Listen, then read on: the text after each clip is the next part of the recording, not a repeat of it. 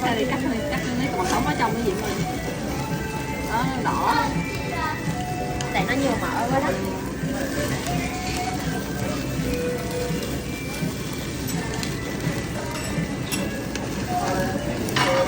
Đây bỏ ra bớt nha, rồi tại vì nó nhiều quá bà con.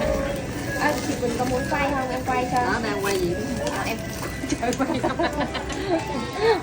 bằng ăn thịt bò và ăn thịt nướng và giặt như khỉ.